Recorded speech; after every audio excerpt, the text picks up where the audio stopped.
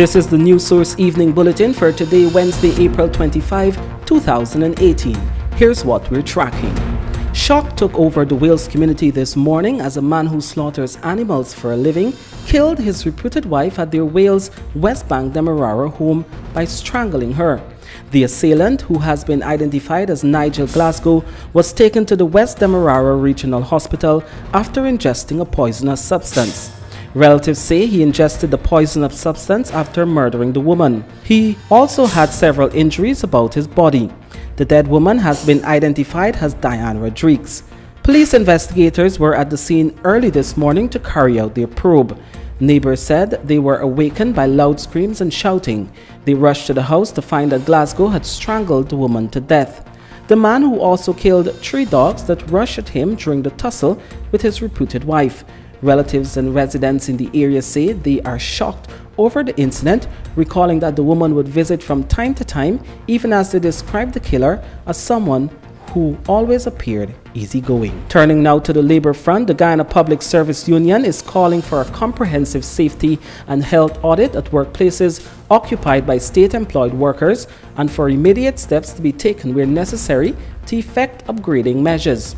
The call by the union is in response to the situation that developed at the Guyana Geology and Mines Commission, where scores of workers became exposed and tested positive for mercury in their system due to the operations of the Guyana Gold Board, which is located in the same compound.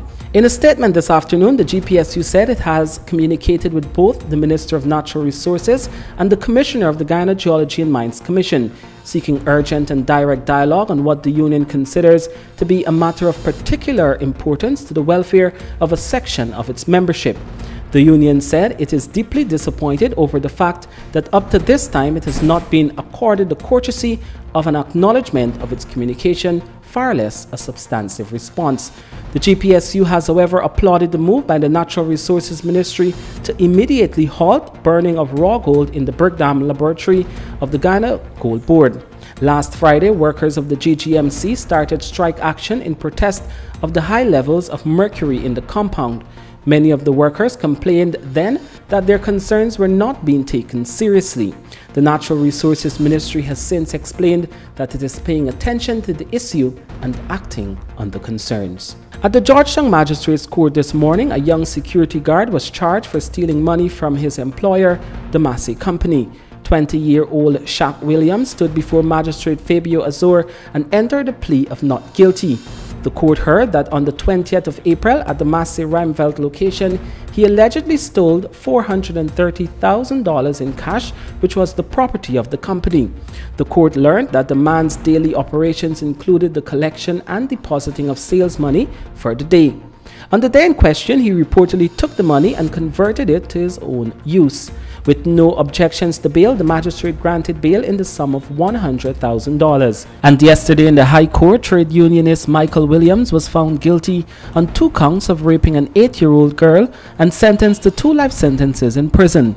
The convict stood before Justice Joan Barlow and showed no emotions throughout the appearance as she handed down the life sentences.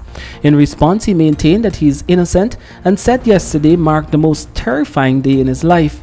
He said he finds it strange that the jury found him guilty of both counts of rape.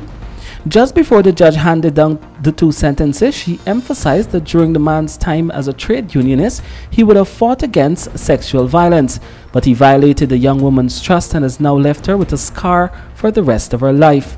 The incident reportedly took place between the 1st of January 2016 and the end of last year.